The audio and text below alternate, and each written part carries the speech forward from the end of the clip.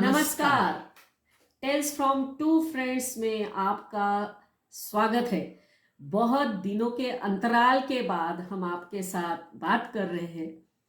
पहले तो दिवाली वैकेशन रहा, उस बीच हम दोनों की तबीयत अच्छी नहीं थी और इसलिए हम कोई भी टॉपिक लेकर आपके साथ बात नहीं कर पाए। इसका हमें बहुत खेद है। तो आज हम आपके सामने फिर से उपस्थित हैं और बहुत ही इंटरेस्टिंग टॉपिक लेकर आपके सामने आए हैं। और मैं ये कह सकती हूँ कि जो भारत आज हमारे सामने है उसमें इन चीज़ों ने बहुत बड़ा इम्पोर्टेंट रोल प्ले किया है।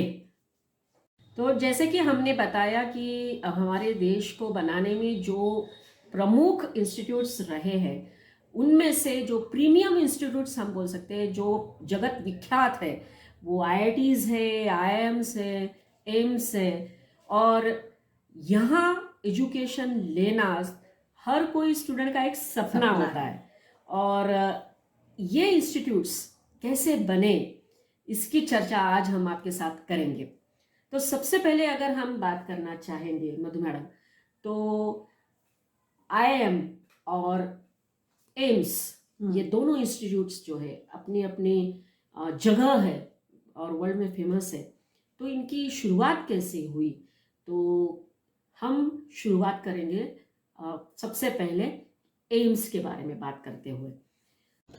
आजादी के बाद नए भारत में साउथ ईस्ट एशिया का सबसे अच्छा इलाज और मेडिकल रिसर्च को गति देने के लिए एक सेंटर बने, ऐसा सपना था। भारत को विज्ञान और चिकित्सा विज्ञान के क्षेत्र में दुनिया का शक्तिशाली केंद्र बनाने का विचार हो रहा था। सर जोसेफ भोर की अध्यक्षता में एक राष्ट्रीय भोर समिति बनाई गई। भोर समिति की सिफारिशों को मिलाकर एक प्रस्ताव बनाया गया जिसे न्यूजीलैंड सरकार का समर्थन मिला। राष्ट्र की बढ़ती स्वास्थ्य देखभाल गतिविधियों को संभालने के लिए एक उच्चतम सेवा की जरूरत थी। इन सारे प्रयासों का फल था हमारा all India institute of medical sciences. साल 1952 में एम्स की आधारशिला रखी गई और आखिरकार 1956 में एम्स का सृजन एक स्वायत्त संस्थान के रूप में किया गया। एक ऐसे व्यक्ति ने एम्स का सपना देखा और वो पूरा करने के लिए लगातार प्रयास वो करती रही। इतना ही नहीं, उन्होंने शिमला में अपनी पैतृक संपत्ति घर को एम्स को पूरा करने के लिए दान कर दिया था। आज एम्स यानी बेहतर इलाज का दूसरा नाम बन चुका है।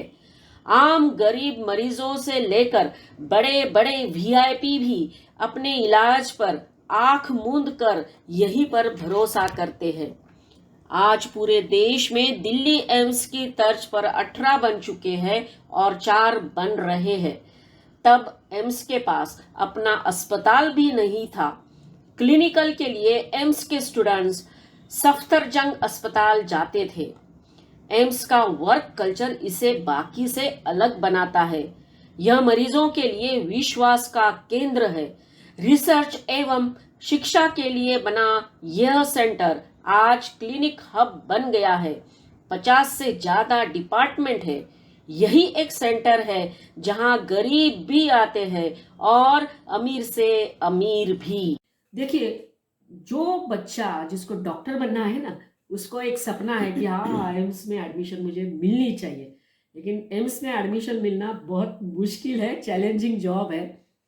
तो ये जो इंस्टीट्यूट है, प्रीमियर इंस्टीट्यूट हमारी, इसकी जो नींव है वो एक यंग लड़की जिसके पास एक विजन था और जो हमारी पहली महिला स्वास्थ्य मंत्री बनी, उन्होंने इसकी नींव डाली। तो शुरुआत कैसे हुई, अगर ये बात करते हैं एम्स की, सबसे पहले जो एक पहला इंस्टीट्यूट हमारा बना तो वो था 27 जनवरी 1961 में, जब पहली बिल्डिंग तैयार हो गई। उसका उद्घाटन जो है उस टाइम पे क्वीन एलिजाबेथ सेकेंड ने किया था। एम्स की नींव जो डाली है वो है राजकुमारी अमृता कौर ने, जिनकी वजह से एम्स बना। तो ये राजकुमारी अमृता कौर, ये जो है एक विजन लेके चली और उसके लिए उन्होंने बहुत मेहनत की। 1956 में एम्स एक्ट बना था, all India institute of medical sciences act, जो दोनों हमारे जो पार्लियामेंट है और राज्यसभा और लोकसभा में पास हुआ। और फिर ये हुआ कि हमें ये इंस्टीट्यूट बनानी है। उस टाइम पे हमारे प्रधानमंत्री जो थे वो पंडित जवाहरलाल नेहरू थे। लेकिन उसके पहले 1946 में एक सर्वे किया गया कि हमारे देश की जो हेल्थ सिस्टम है या मेडिकल फैसिलिटीज़ है उसको स्ट्रांग बनाना है, तो ऐसे कोई प्रीमियर इंस्टीट्यूट हमारे पास चाहिए। तो उस सर्वे में ये आया कि इस तरह का इंस्टीट्यूट हम बना सकते हैं। और उसके बाद 1946 टू 1956 10 साल लग गए ये इंस्टीट्यूट बनाने में, क्योंकि हमारे पास उतना फंड नहीं था। तो राजकुमारी अमृता कौर ने पूरी दुनिया भर से फंड इकट्ठा करने का काम, महत्वपूर्ण काम किया। फंड इकट्ठा हुए और आखिर में 1956 में जो एक्ट बना और उसके बाद इसकी नींव पड़ी एम्स की, all India institute of medical sciences. ये इसके रीज़न, इसके पीछे और एक दृष्टिकोण उनका ये था, ना उससे सिर्फ मेडिकल फैसिलिटीज़ मिले, लेकिन हमारे जो डॉक्टर्स है, यंग डॉक्टर्स है, वो वहाँ पढ़े भी और रिसर्च भी करें, जो हमारे देश के लिए बहुत एक महत्वपूर्ण काम कर सकते हैं। और हमने वो देखा, कोविड जब आया, कोविड आया था कोरोना के काल में, ये सबसे सेंटर में रहा एम्स, और हमेशा हमें इंस्ट्रक्शंस मिलते थे, गाइडलाइंस मिलती थी उनके थ्रू। तो ये एक सोच उसके पीछे थी उनकी कि ये एक बहुत बड़ा रिसर्च इंस्टीट्यूट की तरह भी काम करेगा। तो ये बात हुई कि कैसे राजकुमारी ने ये सोचा और फिर इसके लिए काम करना शुरू किया। राजकुमारी अमृता कौर, इनके बारे में अगर हम सोचेंगे तो वो जो है वो राजघराने में, जिस तरह से बोल सकते हैं हम, पैदा हुई थी। उनके पिताजी जो है कपूरथला के जो महाराजा है, उनके सबसे छोटे बेटे, उनकी वो पुत्री थी। तो उनकी पढ़ाई जो है, स्कूलिंग जो है, वो इंग्लैंड में हुई। वहाँ स्कूल कंप्लीट करने के बाद जो हायर एजुकेशन जो था वो ऑक्सफोर्ड यूनिवर्सिटी से उन्होंने कंप्लीट किया कॉलेज।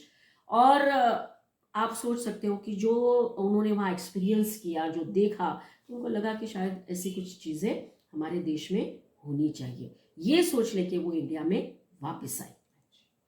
तो राजकुमारी अमृता कौर जी ने जब ये सोचा और पार्लियामेंट में उन्होंने जो भाषण दिया था उसमें से एक सेंटेंस बहुत इंपॉर्टेंट है जो उन्होंने बोला था। उन्होंने कहा कि ये जो घटना है वो हमारे लिए बहुत ही आश्चर्यकारक घटना होगी और सबको इसके ऊपर गर्व होना चाहिए और गर्व रहेगा। तो सही में आज हम लोग बोल सकते हैं कि हमें एम्स के ऊपर गर्व है। फिर वो जब इंडिया आई अपना एजुकेशन कंप्लीट करने के बाद, तो काफ़ी सारे सामाजिक और राजनीतिक क्षेत्रों में कार्यरत हुई, क्योंकि उनके पिताजी जो राजघराने से आते थे, उनकी जो फ्रेंडशिप थी वो गोपाल कृष्ण गोखले के साथ थी। तो जब वो उन दोनों को देखती तो उसका प्रभाव उनके जीवन पे पड़ा और फिर धीरे धीरे उनका झुकाव जो है महात्मा गांधी जी की तरफ बढ़ने लगा। और उसके बाद वो महात्मा गांधी जी की स्ट्रॉन्ग फॉलोवर बनी। 16 साल तक लगभग अमृता कौर जी जो है वो महात्मा गांधी जी के सचिव के रूप में काम करती रही। ये उनका राजनीतिक सफर था। वो दांडी मार्च में भी शामिल हुई, स्वतंत्रता आंदोलन में भी उनका काफ़ी महत्वपूर्ण सहभाग रहा। फिर उसके बाद जब हम आज़ाद हुए, वो कैबिनेट मंत्री बनी, स्वास्थ्य मंत्री जो थी बन गई थी। और उसके बाद उन्होंने इस क्षेत्र में, पर्टिकुलरली हेल्थ सेक्टर में काफ़ी बड़ा काम किया है। उन्होंने ट्यूबरक्लोसिस एसोसिएशन ऑफ इंडिया की स्थापना की, जो उस टाइम पे ट्यूबरक्लोसिस क्योर नहीं होता था, उसके लिए भी उन्होंने काम किया। फिर मद्रास में central leprosy teaching and research institute उन्होंने शुरू किया, लेप्रोसी के लिए भी उन्होंने काम किया। फिर रेड क्रॉस के लिए भी उन्होंने बहुत काम किया। और उनके जो सामाजिक क्षेत्र में, पर्टिकुलरली ये क्षेत्र में जो है काम जो उन्होंने किया, उसको सम्मानित करने के लिए फिर उनको अवार्ड भी मिला है। वो बहुत ही प्रेस्टिजियस अवार्ड माना जाता है, वो है रेने से मेमोरियल अवार्ड। और बहुत इम्पोर्टेंट बात जो है उनकी, अमृता कौर जी जो है वो वर्ल्ड हेल्थ ऑर्गेनाइजेशन की पहली महिला अध्यक्ष एशिया क्षेत्र से बनी। तो आप ये समझ सकते हो कि कितना इम्पोर्टेंट रोल उन्होंने पर्टिकुलरली ये जो हमारा सेक्टर है, हेल्थ सेक्टर, उसमें प्ले किया, और हम सही में उनको धन्यवाद देना चाहेंगे।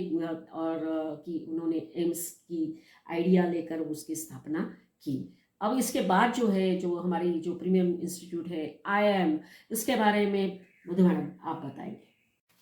तो मैडम, हमने एम्स के बारे में आपने इतना कुछ बताया है। इससे एक पहला सेक्टर था जिसमें हमने जब इंडस्ट्रियलाइजेशन के बारे में बात की थी, तो तब हमने जब हम इंडिया को आज़ादी मिल गई थी, तब प्लानिंग कमीशन ऑफ इंडिया ने सोचा था कि इंडस्ट्रियलाइजेशन को कैसे आगे लेके जाएं।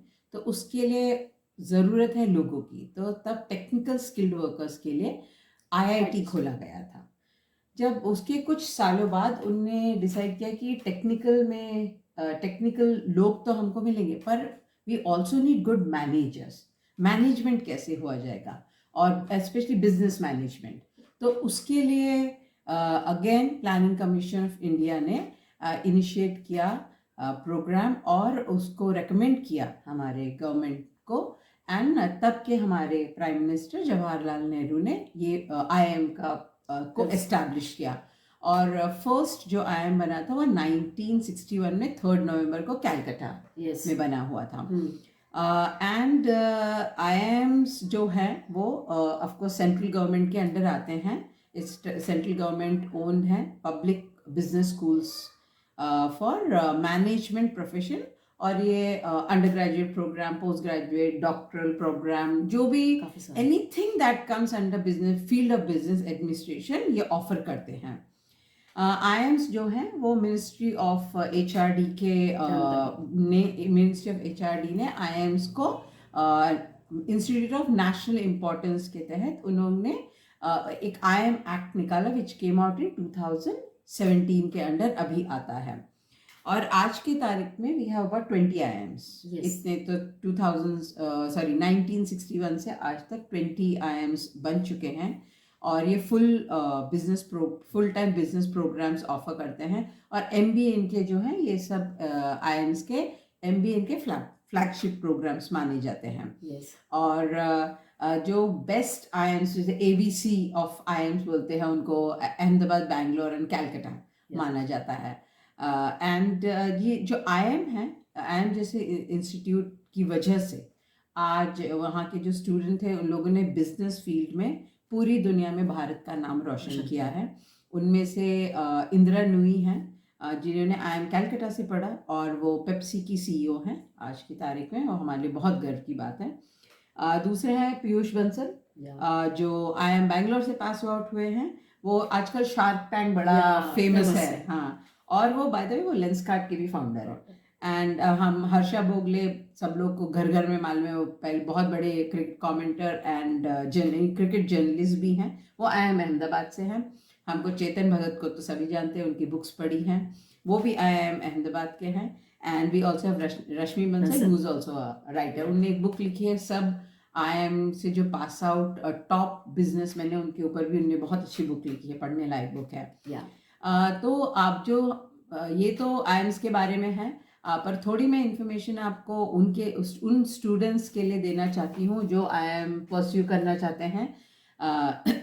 जैसे आपने बताया था कि इवन गेटिंग इनटू एम्स और IIT is a very tough job. तो उसके बारे में थोड़ी सी इन्फॉर्मेशन देंगे। अगर आपको ये IIM में एंट्री चाहिए तो आपको कैट एग्जाम क्लियर करना होता है। ये सिर्फ 2 स्लॉट में होता है, आयोजित किया जाता है इसको, 1 नवंबर में, 1 दिसंबर में। और आप माना जाता है इसके लिए आपको 6 से 8 महीने कड़ी मेहनत करनी पड़ती है, क्योंकि 2 लाख बच्चे जो होते हैं ये एग्जाम के लिए बैठते हैं। और ये एग्जाम पास होना, इसे एक टेढ़ी खीर मानी जाती है। एक टेढ़ी खीर है अगर आपको ये पास आउट करना है। आप जब ये एग्जाम पास कर लेते हैं और क्वालिफाई हो जाते हैं तो आपको ग्रुप डिस्कशन के लिए बुलाया जाता है, पर्सनल इंटरव्यू के लिए बुलाया जाता है। अगर सोचिए, अगर आप इंडिया से नहीं हैं, आप इंटरनेशनल स्टूडेंट हैं, तो आपको जीमैट करके एक एग्जाम है, उसके तहत भी आप ये जीमैट एंट्रेंस एग्जाम पास करके भी आप ये IIMs में एडमिशन Admission ले सकते हैं। तो हमने ये IIMs के बारे में आप लोगों के लिए एक छोटा सा वीडियो बनाया है जो आप जरूर देखिए। यस, उसके पहले एक मैं और बात बताना चाहूँगी हम्म। कि जिस तरह से IIMs अभी काफ़ी सारी जगह पे गवर्नमेंट ने शुरू किए हैं, उसी तरह से एम्स भी अलग अलग स्टेट्स में काफ़ी सारे अभी शुरू है, जो हमारे देश के लोगों को एक बेस्ट फैसिलिटी हम बोल सकते हैं इंडिया में उपलब्ध करवा ही है। हम्म। तो आज का एपिसोड जो हमने किया वो ये हमारे 2 प्रीमियम इंस्टीट्यूट्स के बारे में था। हमें आशा है कि आप लोगों को ये वीडियो ज़रूर पसंद आएगा, और आपको अगर पसंद आया तो हमारा हमेशा कहना है कि प्लीज़ लाइक करिए, शेयर करिए, सब्सक्राइब करिए और कमेंट करना ना भूलें। तो अगले एपिसोड में जल्द मिलेंगे। तब तक के लिए थैंक यू, धन्यवाद। धन्यवाद।